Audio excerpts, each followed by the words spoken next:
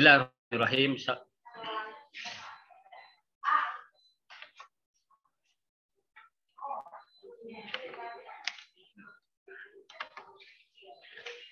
Assalamualaikum warahmatullahi wabarakatuh. Waalaikumsalam warahmatullahi wabarakatuh. Alhamdulillah wassalatu wassalamu ala Rasulillah wa ala alihi wa sahbihi wa man walah. Asyhadu an la ilaha illallah wahdahu la syarikalah wa asyhadu anna Muhammadan abduhu wa rasuluhu la nabiyya ba'da. Amma ba'd. Ikhwan akhwat, saudari, saudara, bapak, ibu-ibu dan yang mengambil faidah dari kajian surat At-Takwir ayat 15 sampai 29. Kajian pada kesempatan kali ini merupakan lanjutan surat At-Takwir yang sudah kita bahas ya, dari ayat 1 sampai 14.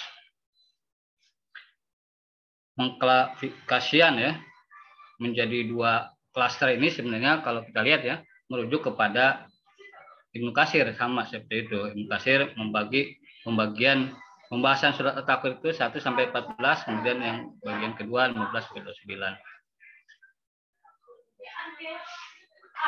Ini adalah pokok-pokok isi dari surat At-Takwir ayat 15 sampai 29 ya. Pertama adalah ajakan tafakur ayat-ayat kauniyah.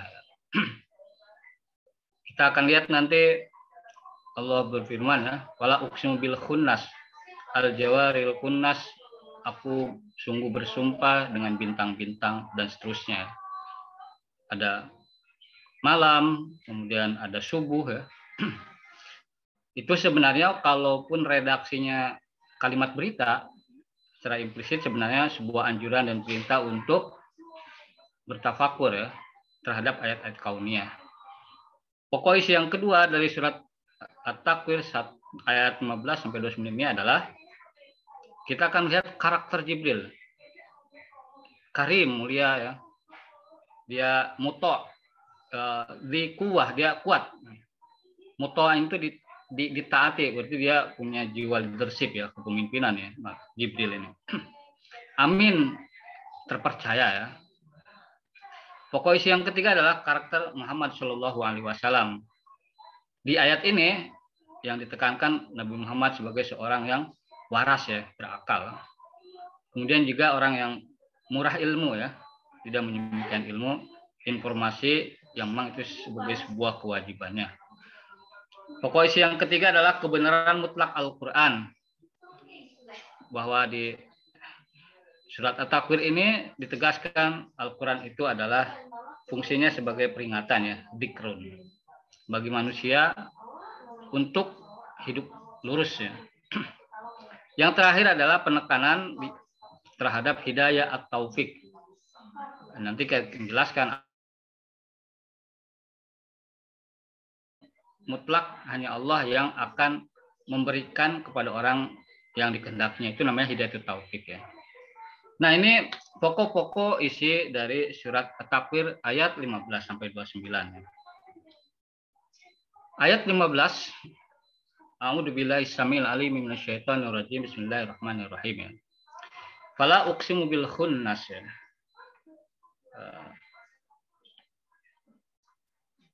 Kalau kita baca secara redaksional ya, sebenarnya fala uqsim, maka aku tidak bersumpah. Tapi mungkin kita kemudian bertanya-tanya ya, kenapa kok setiap la tapi terjemahannya malah tidak ada kata tidak ya. Nah, ini salah satu penjelasan yang saya telusuri yang cukup memuaskan. Biasanya sesuatu yang jelas yang sebenarnya itu sesuatu yang penting, maka sebenarnya nggak usah bersumpah gitu ya. Misalkan aku bersumpah bahwa Presiden Indonesia adalah Jokowi, ya nggak usah bersumpah sebenarnya. Jadi fala uksim itu adalah satu bentuk bahwa tidak dengan redaksi sumpah pun ya, itu adalah fakta kebenaran yang tidak bisa dibantah. Makanya pakai kalimat di sini fala yang sebagian para ulama tafsir mengatakan la di sini nafiyah sebenarnya. Jadi kalau kita terjemahkan secara redaksional sebenarnya, maka aku Allah tidak bersumpah sebenarnya. Tapi kemudian karena maknanya adalah bahwa saking jelasnya itu adalah ayat-ayat Allah yang harus jadikan objek tafakur kita, maka Allah kemudian tidak usah bersumpah, tapi kemudian diterjemahkan ke dalam bahasa kita menjadi bersumpah, ya kan? Nah ini unik memang. Nah kalau kita lihat semua terjemah yang akan kita tampilkan di sini merujuk kepada terjemahan Kemenag ya, untuk sebagai rujukan permulaan ya, preliminary reference ya. Kita temukan fala uqsimu bil khunnas ini, Allah berfirman sungguh aku bersumpah dengan al khunnas. Nah kata khunnas ini di Ibnu Katsir ini memang ada 3 pendapat ya. Yang paling lazim, aku bersumpah dengan bintang-bintang. Al khunnas ini ditafsirkan bintang-bintang.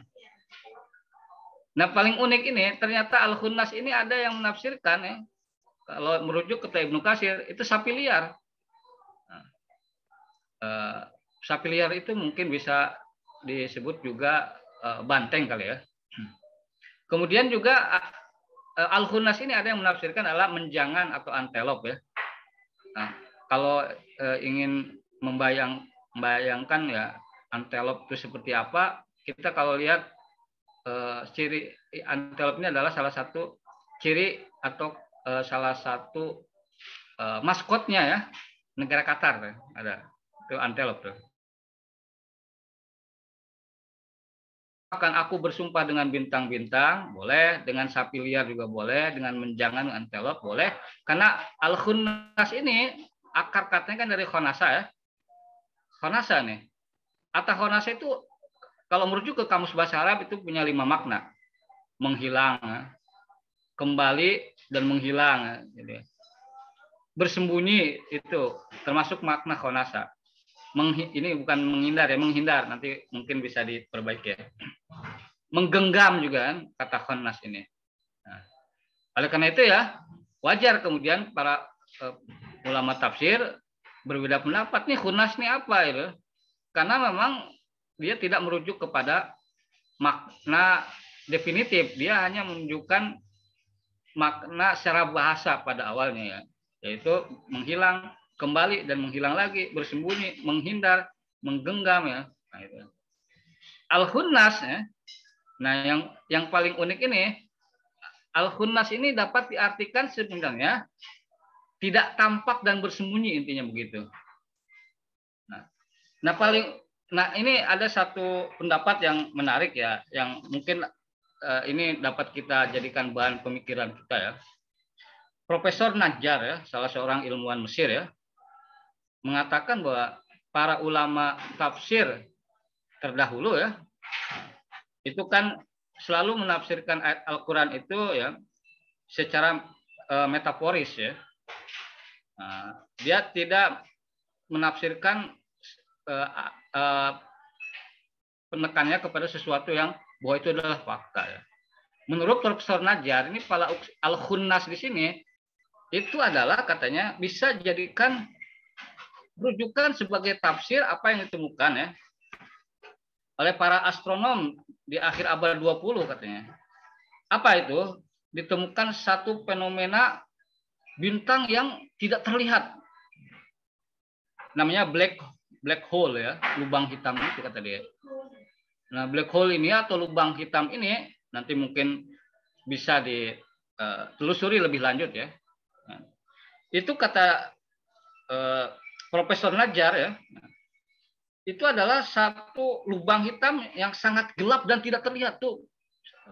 Ada di luar angkasa, ada di alam semesta ini ya, yang ditemukan oleh para astronom ya.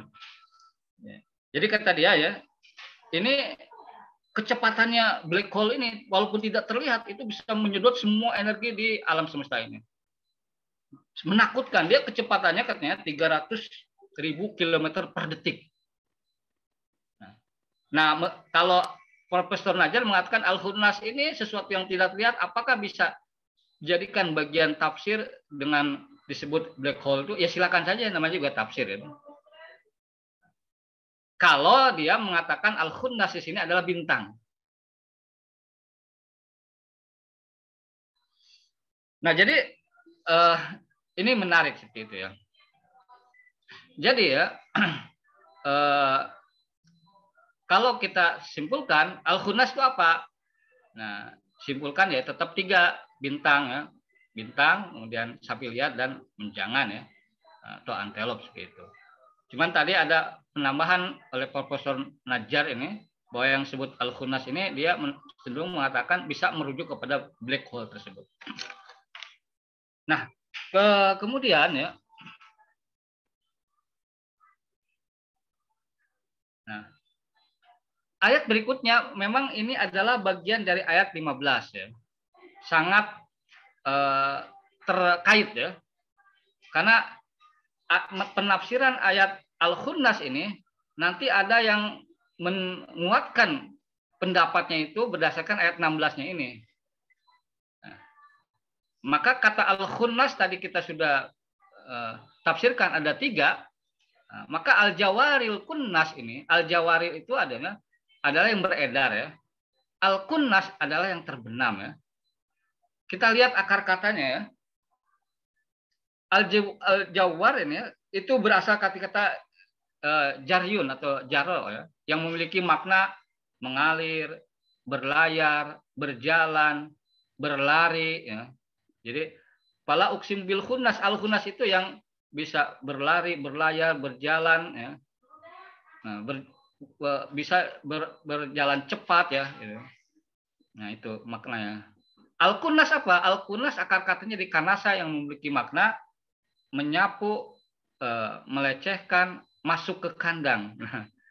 Nah, jadi kalau kita lihat kok ada masuk ke kandang, maka akan menemukan relevansinya. Kenapa sebagian ulama menafsirkan al-khunnas ini adalah sapi liar dan antelop atau menjangan. Karena kata al-khunnas ini, kanasa ini biasa juga merujuk kepada makna kanasa itu adalah masuk ke kandang.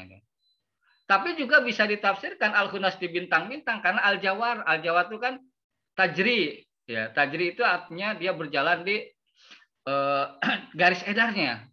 Bisa juga merujuk ke bintang ya. Nah, jadi yang mana yang betul ya? Nah, ya sebenarnya karena memang penafsiran ya karena memang tidak disebutkan secara definitif apakah itu khunnas itu bintang atau sapi liar atau menjangan, maka dua-duanya adalah hal yang sah-sah saja, silakan ya. Dan dua-duanya juga adalah ayat-ayat Allah ya. Yang Allah bersumpah artinya menjadi objek perhatian kita, yang tentunya pesan secara tidak langsung adalah kita diminta untuk mentafakuri ya, tafakkarun ya, mentadaburi ayat-ayat kauniyah, ayat-ayat di alam semesta ini ya. Entah itu lain ya, sapi liar atau menjangan atau antelop tersebut ya. Cuman kalau kita lihat memang ya, kalau kita tafsirkan itu adalah bintang-bintang, mungkin ya itu adalah satu pendapat yang sangat relevan. Kenapa? Karena bintang itu adalah merujuk kepada objek ciptaan Allah yang luar biasa gitu. Nah, ini kan. Nah, akan saya tunjukkan ya bagaimana luar biasanya bintang-bintang. Makanya kalau secara pribadi tanya ke saya, jadi yang lebih tepat apa? Kalau secara pribadi sih sebenarnya cenderung bahwa al-khunnas ini bintang-bintang. Karena di ayat lain, fala uksimu bimawaqi'in nujum.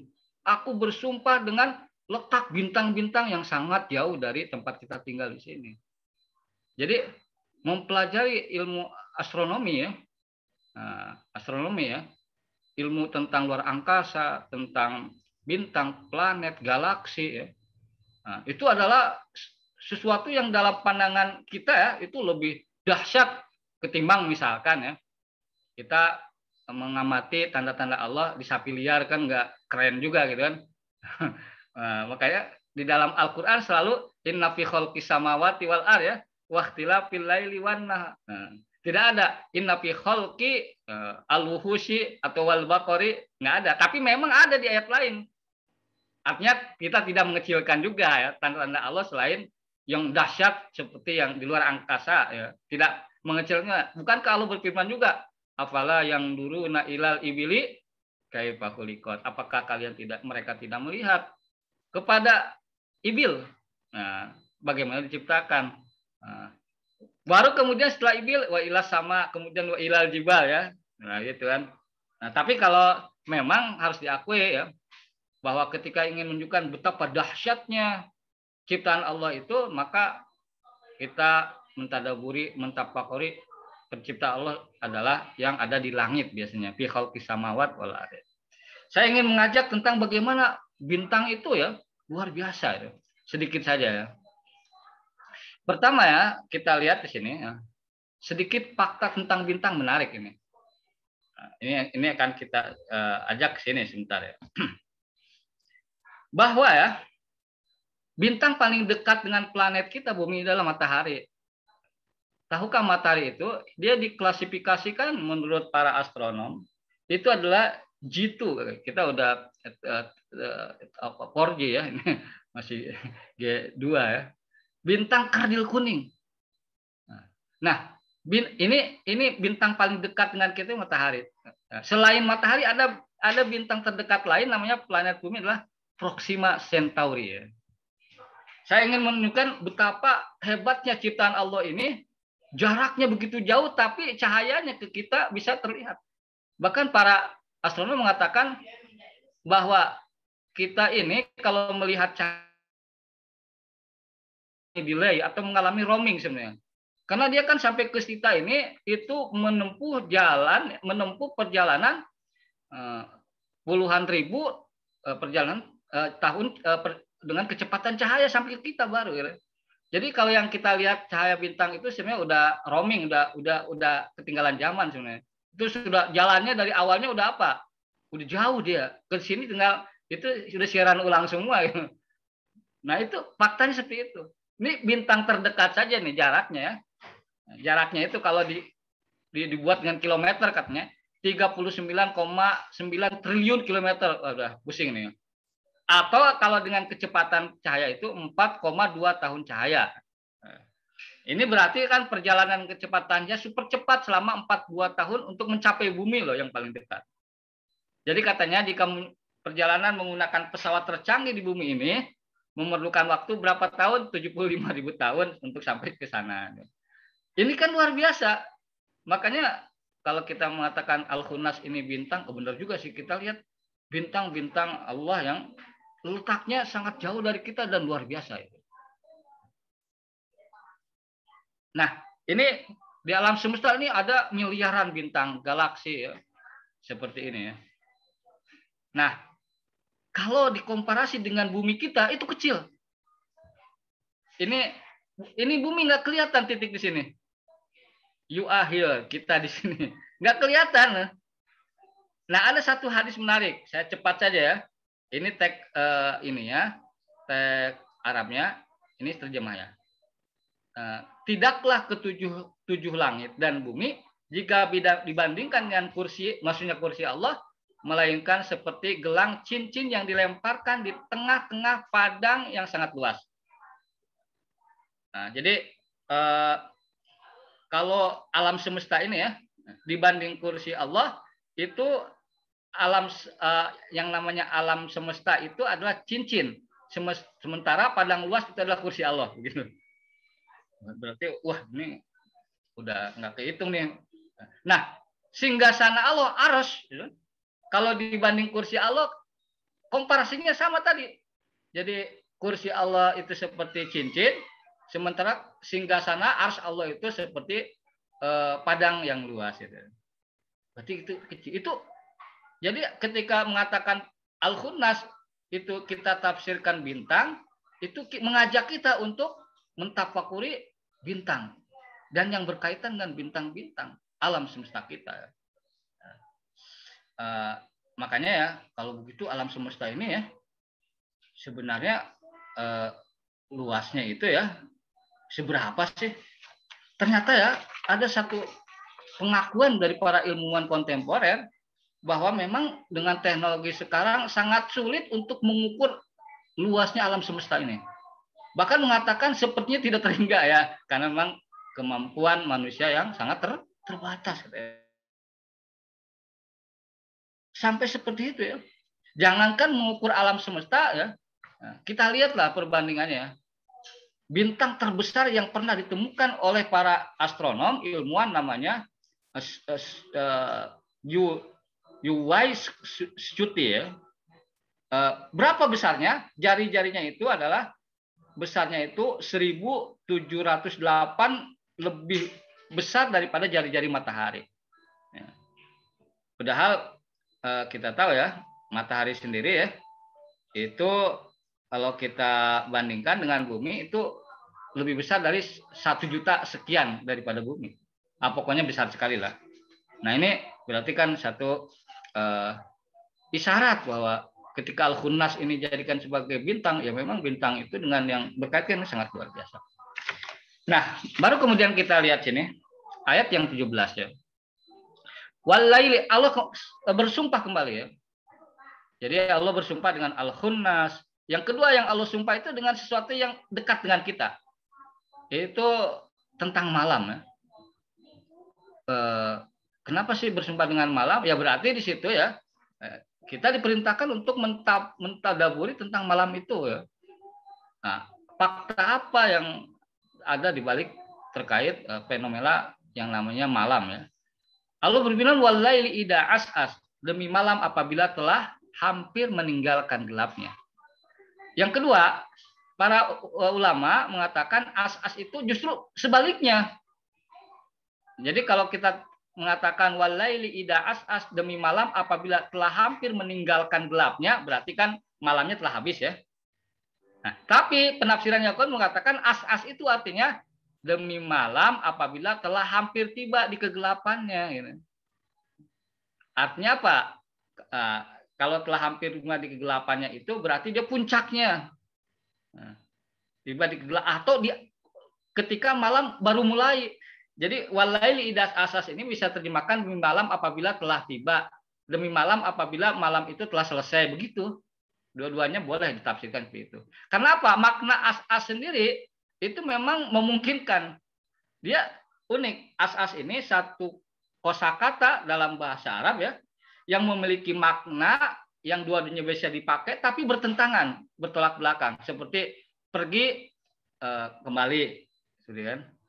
Tiba pergi kayak gitu kan. Ini sama as-as juga, makanya wajarlah para ulama mengatakan ini walaili idza as itu demi malam telah tiba atau demi malam kemudian sudah selesai gitu kan. Iya.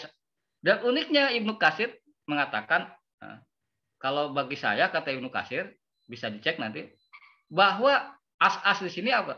Adalah demi malam apabila telah tiba gitu, baru mulai kalau Ibnu Katsir mah.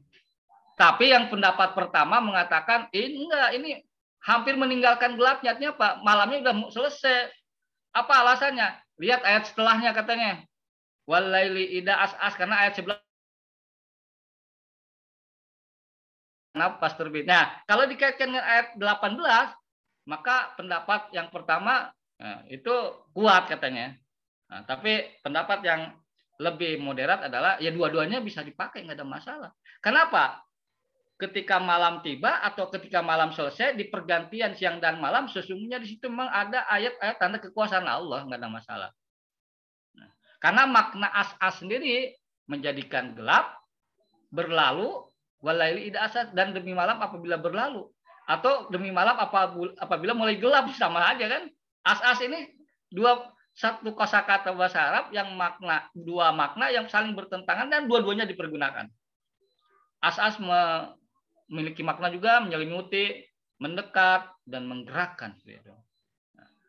Nah, ini ada yang unik ya, bahwa dikatakan di sini walaili idza as'as, yang menyatakan bahwa pelaku siapa yang mengalami kegelapan itu ya malam itu sendiri gitu. Nah, jadi malam itu sendiri yang memang dia inisiatif untuk menjadikan itu menjadi gelap. Tidak ada intervensi manusia, nggak bisa manusia. Jadi yang ingin jadi gelap sendiri itu yang malamnya, nggak ada dari luar intervensi kecuali intervensi Allah ya. Makanya sampai saat ini pun belum ada teknologi yang bisa ya menjadikan satu wilayah di bumi ini ingin jadi siang selamanya, malam selamanya ya, sebagai bagian daripada rekayasa manusia, nggak ada. Nah, susah ya. Nah itu sudah sunatullah seperti itu. Nah jadi ya ada satu hal yang menarik di sini ya di ayat 18 yang ayat 18 ini kalau kita terjemahkan ya di Kemenag wasubhi idza tanaffas. Jadi kita diperintahkan untuk bertadabur terkait al-khunnas, terkait malam, kemudian waktu subuh. Wasubhi dan demi subuh idza tanaffasa apabila fajarnya mulai menyingsing. Tapi ada yang menarik di sini ya. Makna tanaffasa dalam MSC Modern Arabic Standard ya bermakna breathe atau bernapas ya. Nah, ini bukankah oksigen di pagi hari berkualitas sangat tinggi gitu kan? Dan uniknya lagi hampir semua tanaman ya di malam hari dia akan mengeluarkan karbon dioksida. Ketika subuh menjelang siang, dia kemudian mengeluarkan oksigen. Jadi dunia ini ketika subuh itu oksigen keluar semua karena sebagian besar tanaman mengeluarkan oksigen bukan karbon dioksida itu kan. Walaupun ada beberapa jenis tanaman di malam hari tetap dia mengeluarkan oksigen ada, tapi kebanyakan tanaman itu seperti itu. Jadi ketika mengatakan wasubhi idza tanaffas dan demi subuh apabila mulai bernapas. Kenapa? Memang oksigen begitu banyak berlimpah kan pada waktu subuh. Pada awal siang itu sudah mulai berlimpah. Kenapa? Malamnya banyak tanaman yang mengeluarkan karbon dioksida itu. Nah, ini kan hakikat itu. Nah, jadi boleh kita terjemahkan wasubhi idza tanaffas demi subuh apabila mulai bernapas ya boleh-boleh saja gitu. Walaupun ya di sini terjemahan yang lazim ya dan demi subuh apabila fajarnya mulai menyingsing ya seperti itu kan. Nah, jadi kata tanafas ini ya sekali lagi ya ini adalah juga menunjukkan kepada makna yang kalau dihubungkan yang tadi kan walaili idas as katanya ini satu metafor katanya. Apa metafornya begini? Ketika waktu malam ida as menjadikan malam dirinya gelap. Itu adalah satu kiasan ya bahwa kegelapan itu adalah ketika orang tersesat. Ketika kegelapan itu menyebabkan orang kemudian tidak bisa bernapas kan? Kegelapan itu kan. Nah, kegelapan itu adalah kesesakan, rasa sesak secara metafor ya. Maka ketika kemudian wasubhi idza tanaffas, wasubhi tanaffas itu adalah ketika orang mulai mendapatkan kelapangan hidayah. Ada yang menjelaskan seperti itu. Wasubhi idza tanaffas. Jadi waktu subuh ini adalah waktu yang sebenarnya adalah waktu yang ketika orang mendapatkan ide, mendapatkan petunjuk ya, ketika orang mendapatkan gagasan memang di waktu subuh. Makanya ada satu hadis barakallahu fi ummati fi bukuriha ya. Allah memberi berkah kepada umat fi bukuriha ketika dia kemudian di waktu pagi hari melakukan aktivitas gitu. Baik. Nah, kemudian setelah itu, tadi kan ayat-ayat kauniyah ya. Khunnas, kemudian malam, kemudian subuh, baru kemudian Al-Qur'an menarik kepada ayat-ayat ayat-ayat Allah ya yang tertulis ya, ayat-ayat Quran ya. Innahu sesungguhnya. Sebenarnya ya, di sini kan ada innahu ya, sesungguhnya nih. Nah, ini kan dhamir ya, dhamir itu kata ganti. Ini innahu sesungguhnya itu apa? Kok tiba-tiba kata Al-Qur'an dari mana bahwa itu dikatakan di situ innahu itu Al-Qur'an kan begitu pertanyaannya. Nah, ini kata para ulama karena konteksnya dengan ayat sesudah itu kan dikatakan begini. Innahu sesungguhnya apa? La qaul. Oh, berarti ini namanya ayat-ayat qauliyah, berarti yang itu adalah firman Allah. Sesungguhnya la qaul adalah perkataan, firman ya. Rasulin perkataan rasul. Rasul itu kan utusan ya. Utusan karim yang mulia. Nah, kita lihat secara bahasa saja ya. Ini kan sebenarnya udah terjemah, udah jadi ya. Kalau kita terjemahkan secara redaksional begini. Sesungguhnya dia itu sungguh laqaulu perkataan rasulin utusan karim yang mulia. Ini ada syubhat di sini. Oh, berarti berdasarkan ayat ini Al-Qur'an perkataan utusan yang mulia itu Jibril kan. Nah, dibantahlah oleh para ulama begini. Justru kita harus pahami yang namanya utusan itu biasanya yang disampaikan ya sesuatu yang dititipkan gitu kan, bukan perkataan dia. Oh, benar juga deh. Nah, ini menarik. Jadi kalau ada orang berdalil Al-Qur'an itu sebenarnya buatan Jibril loh. Apa dalilnya? Innahu laqaulu rasulin karim. Ya kita bantah. Justru biasanya seorang utusan yang dibawa adalah bukan pesan dirinya, tapi pesan orang lain gitu. Ya kalau pesan dirinya itu bukan namanya utusan, itu mewakili dirinya sendiri.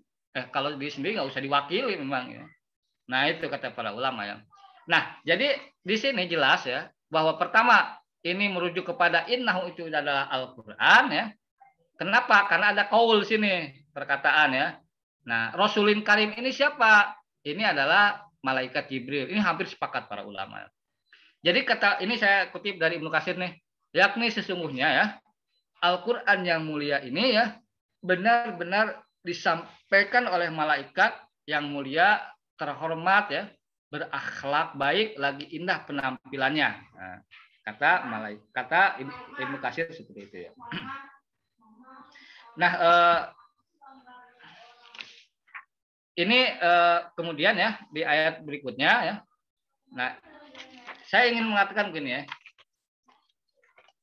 Apa bukti bahwa ya dikatakan bahwa Al-Qur'an itu firman Allah. Firman Allah itu berarti adalah kebenaran mutlak ya. Apa bukti Al-Qur'an itu adalah kebenaran mutlak? Bahkan tidak ada satupun yang bisa menandinginya sejak awal Al-Qur'an diturunkan ya. Sampai kemudian ke kita belum ada satu ya, yang betul-betul membuat ya sesuatu yang bisa menandingi Al-Qur'an sampai sekarang itu. Padahal tantangan sudah berlangsung 14 abad lamanya. Belum ada itu. Al-Qur'an sudah lama menantang. Silakan kalau ada yang bisa menandingi Al-Qur'an. Nggak ada sampai sekarang. Baik dari sisi bahasa atau apalagi konten isinya.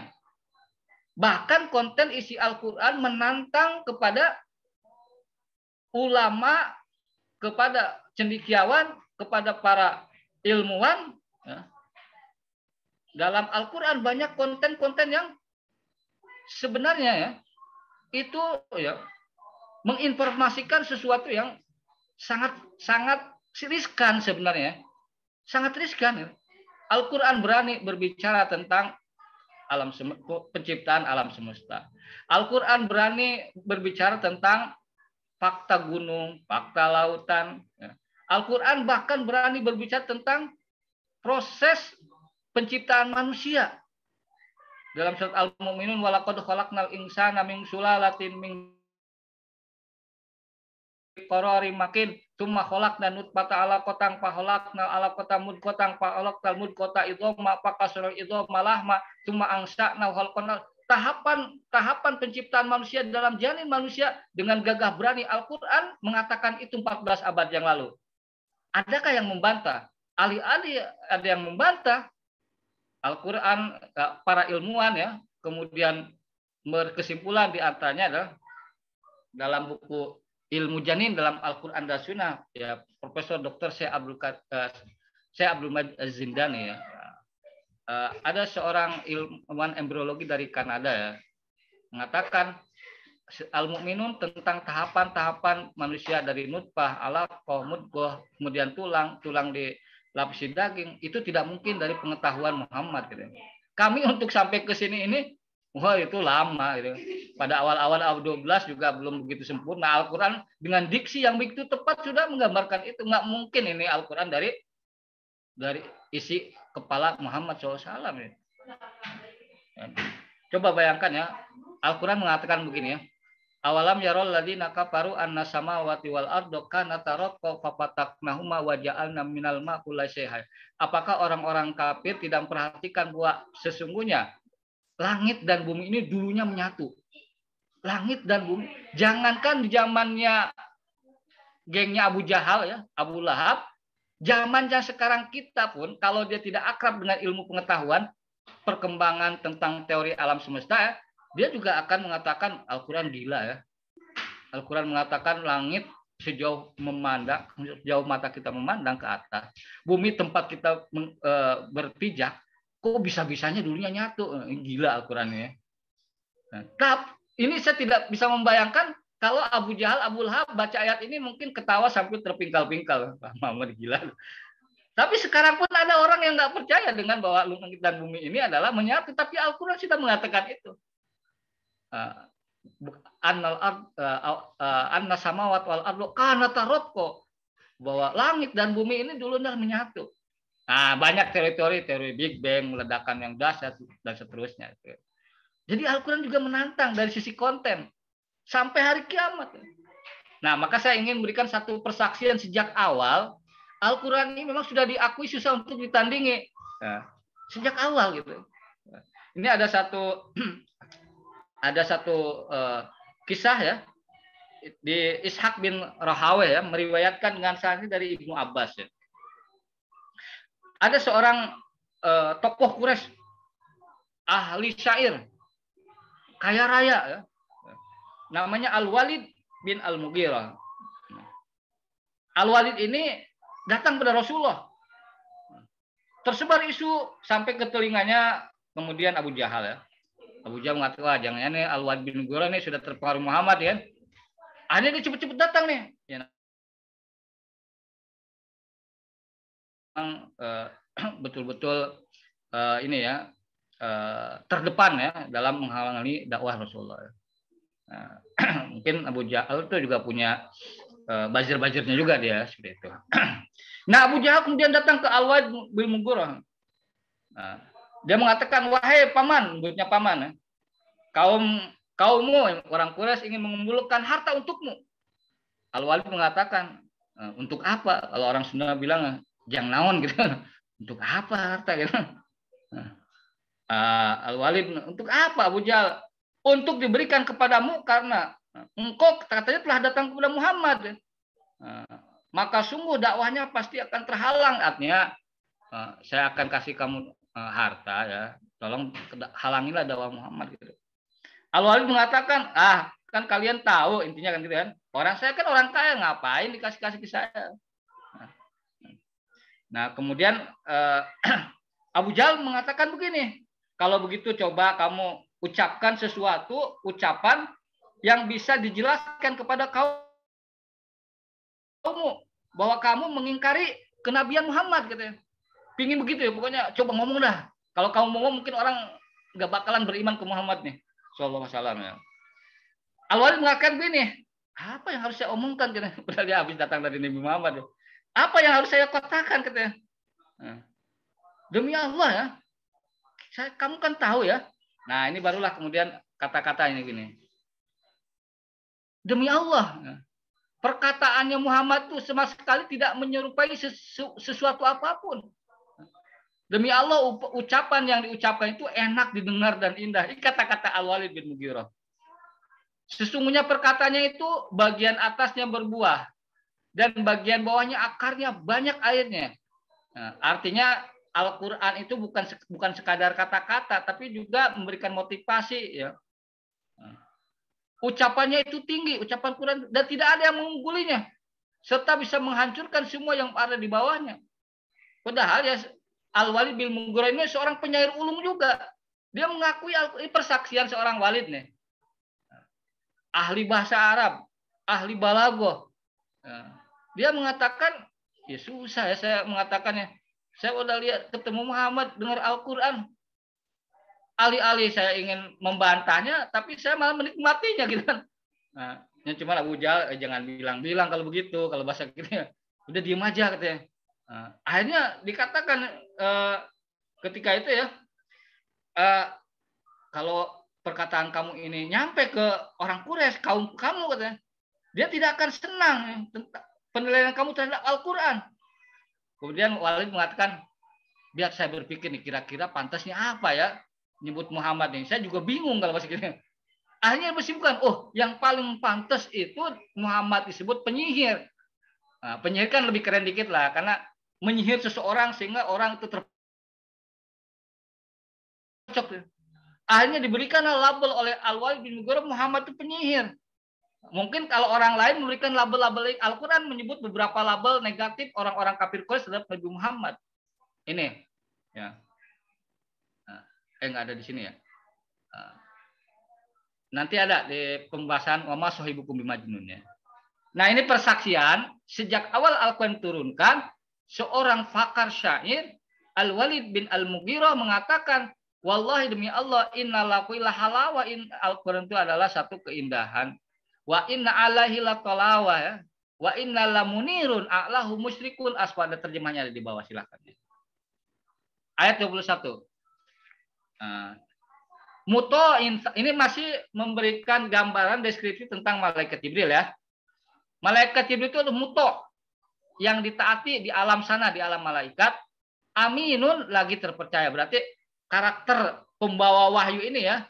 Malaikat Jibril itu tadi katakan innahu laqaulu rasulin karim. Pertama dia pemurah. Pemurah ya. Karim itu mulia ya. Artinya bahwa seorang pembawa pesan itu hendaknya adalah orang yang menunjukkan punya harga diri. Nah, orang yang menunjukkan bahwa dia itu adalah harga dirinya terjaga ya, mulia lah. Ya. Karim. Karim juga artinya pemurah juga sama. Yang kedua, innahu laqur, ini katakan muto, dia mempunyai leadership, kepemimpinan, muto ditaati ya.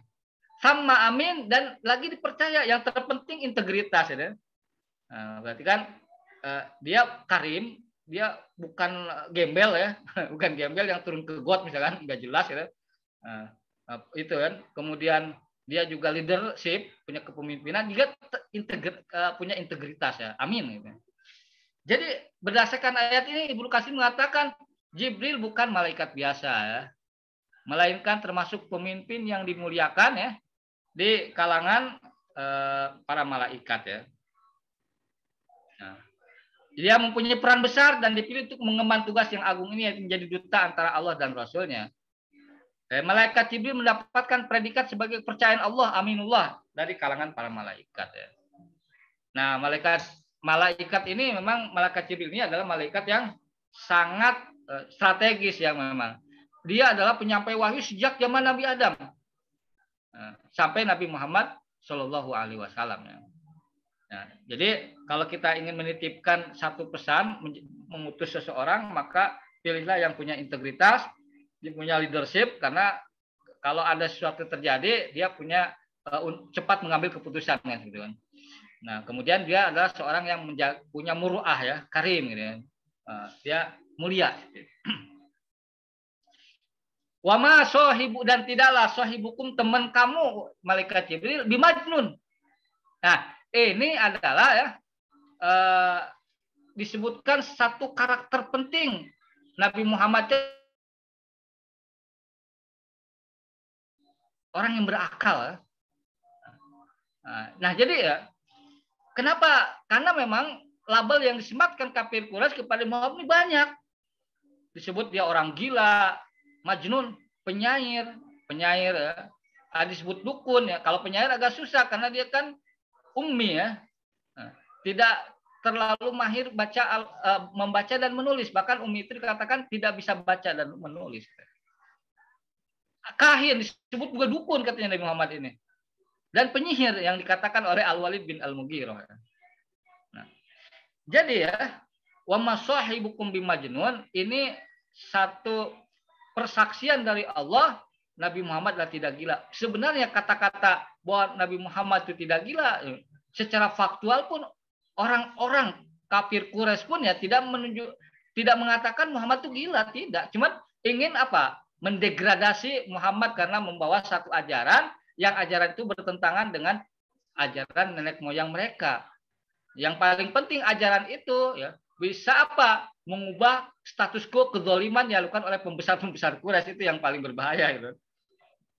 Nah, jadi sebenarnya penegasan Allah wa masahibukum bimajnun tidak sebenarnya catatan fakta sejarah secara historikal ya.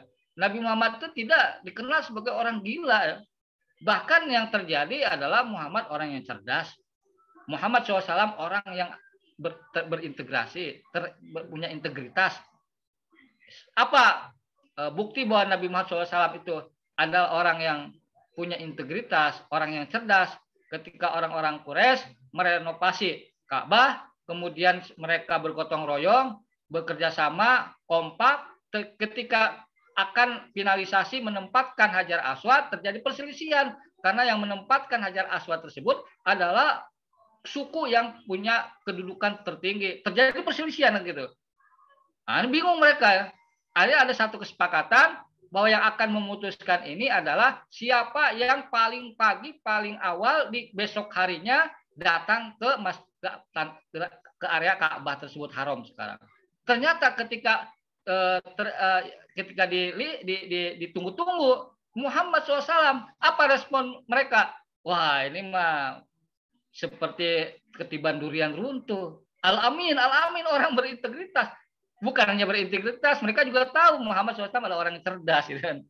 Jadi sebenarnya kata-kata wa masahibukum bimajnun ini ya, kalaupun tidak ada ayat ini ya, fakta sejarah menunjukkan nggak ada Nabi Muhammad itu orang gila ya. Muhammad adalah orang yang sangat cerdas, orang yang punya integritas ya. Nah, ini penting seperti itu. Kemudian, nah ini menyebutkan ayat ini interaksi Nabi Muhammad dengan malaikat Jibril ya. Dan sesungguhnya Muhammad itu melihat Jibril di ufuk yang terang. Jadi Jibril ini memang malaikat itu adalah makhluk yang sangat besar. Nah, malaikat ini adalah makhluk yang punya sayap banyak. Bahkan katakan dalam satu hadis sahih, janah 600 sayap. 600 sayap. Gitu. Nah, bahkan betapa besarnya malaikat ini ya. Ada satu hadis ya yang menunjukkan betapa malaikat ini ya, kalau dibandingkan dengan kita ya, itu adalah sangat besar. Ada satu hadis riwayat Imam Ahmad ya. Rasulullah bersabda seperti ini. Maafi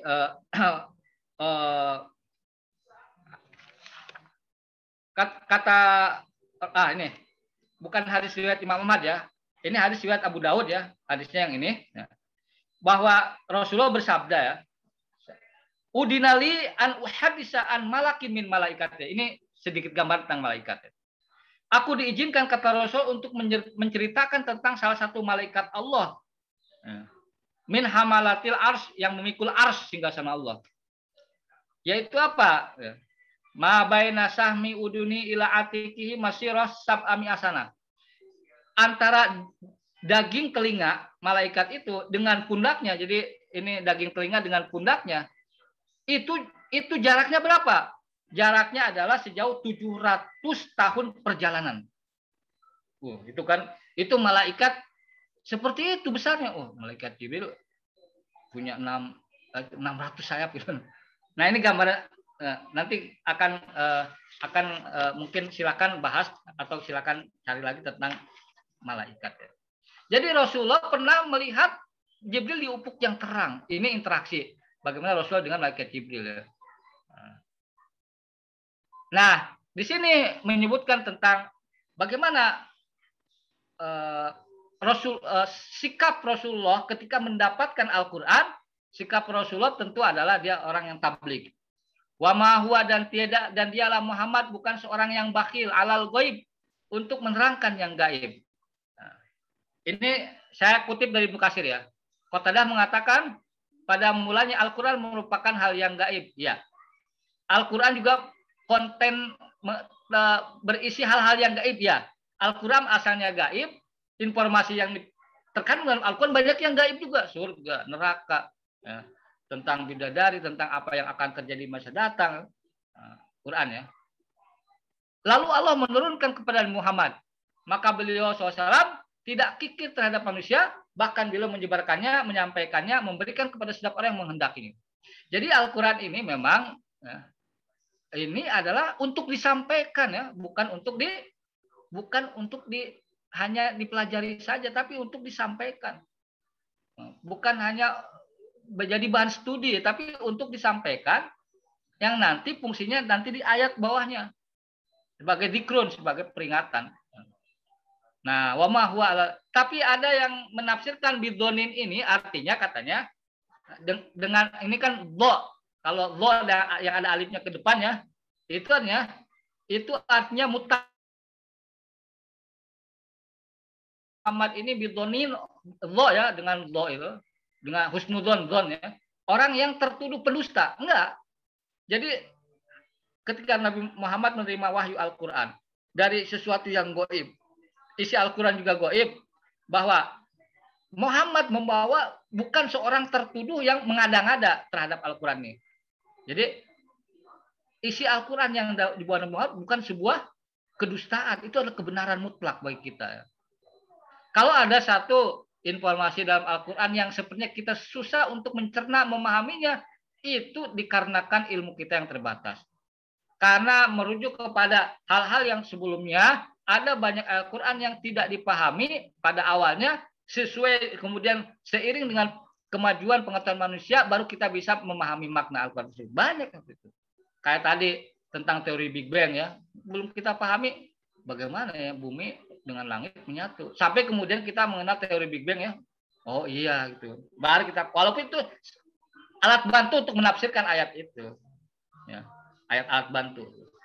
Jadi kata bidonin ini bisa ditafsirkan pertama adalah dia tidak bakhil, berbagi ilmu namanya. Makanya memang harus dilihat, dipelajari lebih lanjutnya tentang yang namanya hak paten ya. Kan itu dengan hak paten tersebut berarti kita tidak punya hak, tidak harus beli untuk dapat ilmu itu kan. Nah itu. Apakah tetapi kalau kita lihat tradisi ulama-ulama kita terdahulu ketika dia menulis, itu dia membebaskan hak patennya, silahkan disebarkan ke hasil dari intelektualitas, ya nggak ada masalah kalau dulu. Tapi sekarang memang situasi dan kondisinya memang harus jadi bahan pemikiran juga. Kenapa? Karena ada orang, bukan ada, banyak memang yang kemudian hasil karya intelektualnya adalah bagian dari maishahnya kan, seperti itu. Harus diatur juga. Mungkin dulu para ulama silakan, kalau saya nulis sebarkan, nggak usah minta izin, karena memang ulama terus sudah dikafalahi ya, sudah diberikan penghidupan oleh pemerintah ya. Kalau dulu seperti itu. Jadi ada dua makna sini ya. Jadi ada makna yang paling yang relevan sekarang, yaitu berbagi gagasan, berbagi ilmu ya, berbagi pengetahuan, itu ada terkandung secara implisit di ayat ini ya. Nah ini Al-Quran lagi. Wama huwa biqauli syaitonir rajim, dan Al-Quran itu bukanlah perkataan setan yang terkutuk gitu. Nah, setan ya. Jadi ini satu pernyataan bahwa kata Ibnu Katsir, Al-Quran bukanlah perkataan setan terkutuk, dengan kata lain katanya. Kata Ibnu Katsir ya. Setan tidak akan mampu membawanya, tidak menghendaki serta tidak layak Al-Quran baginya. Jadi kalau Al-Quran itu ya, kalau ada seseorang yang tidak benci Al-Quran, maka itu setan sebenarnya. Padahal banyak non-muslim yang kemudian ya sangat senang untuk mendalami Al-Quran. Dan Al-Quran bukanlah dibawa turun oleh setan-setan, dan tidak patut mereka membawa Al-Quran. Dan mereka pun tidak akan kuasa, sesungguhnya mereka benar menjauhkan dari mendengar Al-Quran. Jadi Al-Quran itu bukan perkataan setan ya.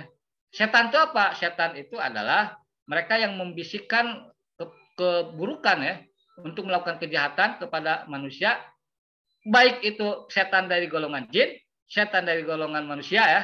Nah, itu ada golongan jin dan golongan manusia. Nah, kemudian fa'aina tadhhabun? Mau kemanakah kalian pergi? Apa maksudnya ini? Ini di Ibnu Katsir lagi. Yakni dipergunakan untuk apa akal kamu? Udah jelas Al-Quran ini ini ya, kitab petunjuk ya, gamblang ya. Itu adalah benar-benar firman Allah ya. Nah, itu kok kalian tidak mau mengambil Al-Quran? Kemanakan akal kamu gitu? Jadi sudah tahu Al-Quran itu adalah sebuah kebenaran, petunjuk untuk hidup kita. Nah, tetapi tidak kemudian merujuk kepada Al-Quran. Fa'aina tadhhabun. Ini sebenarnya kata fa'aina tadhhabun ini ya, kalau diterjemahkan kekinian adalah kaupadis ya, mau kemana kita ya. Mau kemana kita dengan Al-Quran ya. Ini sebagaimana yang dikatakan Abu Bakar Siddiq kepada delegasi Bani Hanifah. Jadi Abu Bakar marah ketika ternyata Musailimah Al-Kadzab ya, mereka membacakan sesuatu dari Musailimah Al-Kadzab yang nabi palsu itu gitu. Nah, jadi Musailimah Al-Kadzab ini ya, nabi palsu yang dia ini ya dia juga menciptakan redaksi-redaksi yang mirip Al-Quran yang diklaimnya juga wahyu katanya. Nah, ini ada cerita menarik. Ada seorang sahabat, saya lupa namanya, tapi kalau nggak salah Amr bin As ya, datang kepada Musailimah Al-Kadzab ya. Kemudian dikatakan oleh Musailimah Al-Kadzab ya, apa yang baru diturunkan kepada temanmu Muhammad? Wah, baru turun katanya surat Al-Fil. Al-Fil. Nah, apa bunyinya? Alam taro kaifa fa'ala rabbuka bi ashabil fil dan seterusnya ya. Terus Musailimah Al-Kadzab diam. Oh, saya juga baru turun nih. Sama mirip begitu. Coba sebutkan bagaimana bunyinya. Al-fil gajah. Malfil, apakah itu gajah? Wa ma adraka malfil, tahukah kamu itu apa itu gajah ya? Lahu khurtumun tawil, dia punya belalai yang panjang. Kata Amr bin As begini. Tadinya saya sih masih ada harapan dikit pun ya, sedikit walaupun sedikit. Jangan-jangan kamu memang nabi beneran. Tapi setelah mendengar firman kamu yang barusan, saya jadi yakin kamu itu pembohong. Dan lagi ngapain dia menciptakan satu redaksi yang asal mirip ya, dan tidak ada kontennya sama sekali. Yang penting mirip kan. Alpil, malpil, wama adraka malpil, lahu khurtumin tawil. Ada yang versi-versi lain juga ada gitu. Nah, tapi jangan dibaca di sholat ya. Lagi ngapain gajah? Apa itu gajah? Tahu kalian apa itu gajah? Lah memang dia petugas National Geographic gitu kan. Nah, jadi Musailimah Al-Kadzab ini memang kalau semakin kita baca karya-karyanya. Jadi ayat ini artinya kata Ibnu Katsir, Al-Quran sudah jelas, kita petunjuk, mudah dipahami. Lah, kok nggak diambil-ambil juga tuh Quran? Ini kalian memang mau kemana sih gitu? Kok padis, mau kemana? Nah, kemudian ini fungsi Al-Quran ya. Inwa bahwa tidak lain Al-Quran itu ya, illa hanya saja Al-Quran itu dzikrun lil alamin, peringatan bagi semesta alam. Jadi Al-Quran ini, semesta alam ini adalah selain Allah ya, berarti manusia, makhluk-makhluk Allah yang itu lil alam ini. Berarti orang kafir, oh iya pasti. Makanya orang-orang non muslim yang tidak fanatik dengan agamanya ya, dan dia senang untuk mempelajari tentang agama-agama lain, ketika mendapati Al-Quran, dia mendapatkan sesuatu yang menarik. Banyak yang kemudian masuk Islam ya. Ada yang begitu. Kemudian, jadi Al-Quran ini merupakan peringatan bagi semua manusia agar mereka menjadi ingat karenanya dan mengambil pelajaran. Jadi Al-Quran itu peringatan kepada kita. Jadi diingatkan mana perilaku yang boleh, mana yang tidak. Diingatkan mana yang dianjurkan, mana yang tidak dianjurkan ya. Tujuannya apa? Untuk kebaikan kita. Bukankah dalam Al-Quran dikatakan begini, surat An-Nahl ya, Waqila lil ladzina taqaw madza anzala rabbukum, dan dikatakan kepada orang-orang bertakwa apa gerangan yang telah diturunkan Rabb kalian kepada kalian. Qalu, orang bertakwa mengatakan khaira, kebaikan isi Al-Quran ini. Tunjukkan isi konten ajaran Al-Quran bagian mana yang menjerumuskan manusia kepada kebinasaan. Enggak ada. Tunjukkan, enggak ada. Semua isi Al-Quran adalah, kalau mau jujur ya, dari Al-Fatihah sampai An-Nas, itu adalah anjuran-anjuran kebaikan. Itu adalah larangan-larangan agar kita tidak celaka. Semuanya begitu. Intinya Al-Quran isinya kebaikan lah. Ya. Al-Quran mengatakan, wala tulqu bi aidikum ila tahluka, jangan kalian jerumuskan kepada kebinasaan oleh diri kalian sendiri. Berdasarkan ayat ini, para ulama di antara mengatakan bahwa merokok itu hukumnya haram. Kan gitu kan? Nah itu. Ada yang begitu. Wala tulqu bi aidikum ila tahluka.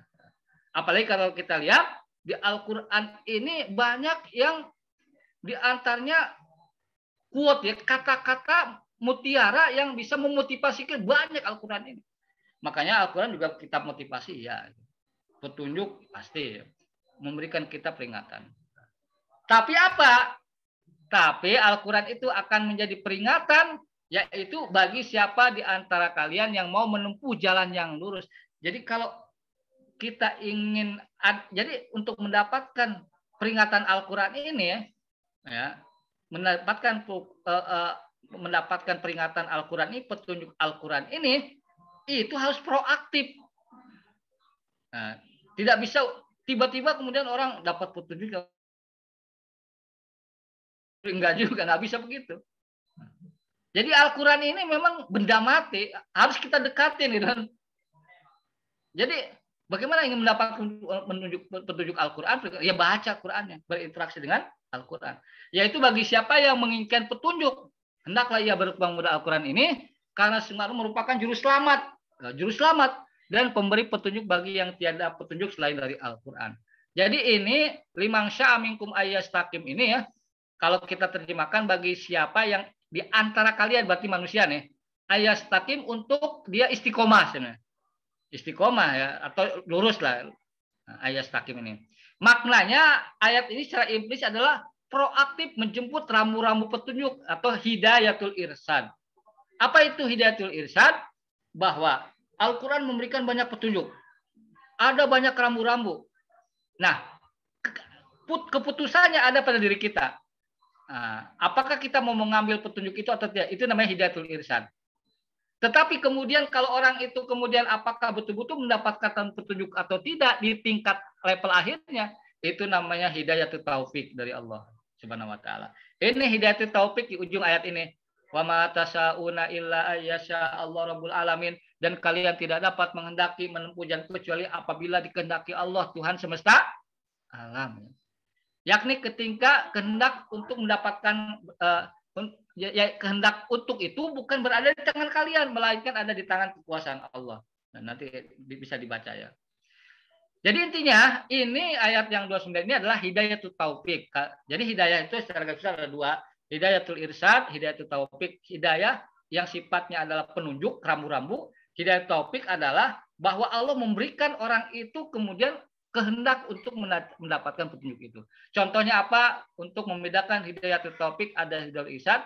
Kalau kita naik kendaraan, ada rambu-rambu, lampu merah, lampu hijau, lampu kuning. Maka lampu merah, lampu hijau, lampu kuning itu namanya hidayatul irsyad. Nah, ketika kita mau mengikuti, kalau merah jalan, kalau kuning itu kita siap-siap, kalau hijau itu merah itu berhenti, kalau hijau itu berjalan, kalau kuning itu berarti siap-siap ya. Apakah kita mau mengikuti atau tidak? Itu ada semacam kehendak Allah di situ intervensi. Nah, semua orang tahu, oh merah itu tahu itu hidayatul irsyad, ya, jangan berjalan. Hijau itu berjalan, kuning itu siap-siap. Tapi bisa nggak kita punya pilihan merah tapi kita jalan, bisa? Oh sering gitu. Ada yang begitu, ada gitu. Orang punya pilihan kan? Oh iya. Nah, jadi hidayatul taufik ini itu anugerah namanya. Hidayatul irsyad semua orang bisa. Saya tutup dengan hidayatul taufik ini seperti yang terjadi ya pada paman Rasulullah Shallallahu Alaihi Wasallam ya, yang namanya dalam hadis sahih ya, yaitu Abu Thalib ya. Jadi ketika dia sakaratul maut ya, di situ kemudian ada Abdullah bin Umayyah, Abu Jahal ya, ada Nabi Muhammad ya. Rasulullah membujuk untuk mengucapkan kalimat syahadat, tapi kemudian Abu Jahal dan Abdullah bin Abi Umayyah kemudian mengatakan, kamu tega ninggalin keyakinan nenek moyang kita. Ya. Akhirnya dia meninggal dalam keadaan kekufuran kan Abu Thalib ini. Kemudian Rasulullah berkata begini, aku akan memohon ampun selagi aku tidak dicegah, kata Rasulullah. Kemudian mohon ampun kepada pamannya ya. Kemudian turunlah ayat surat At-Taubah 113 ya. Tidak layak makan alin nabiyyi ya. Waladina amanu ayastaghfirul musyrikin. Tidak layak bagi nabi dan orang beriman memohon ampun kepada orang-orang musyrik. terkait kasus Abu Thalib ini, maka turunlah ayat dalam surat Al-Qasas ayat 56 ya. Innaka la tahdi man ahbabta walakin Allah yahdi may yasha. Kamu Muhammad tidak bisa ngasih petunjuk kepada yang kamu cintai, tetapi Allah yang memberikan petunjuk. Mana hidayatul taufik ini. Anugerah dari Allah. Itulah bagian terakhir dari surat At-Takwir ini. Mudah-mudahan ada manfaatnya bagi kita semua. Kurang lebihnya mohon dimaafkan. Aku qouli hadza wa astaghfirullahi wa lakum. Wassalamualaikum warahmatullahi wabarakatuh.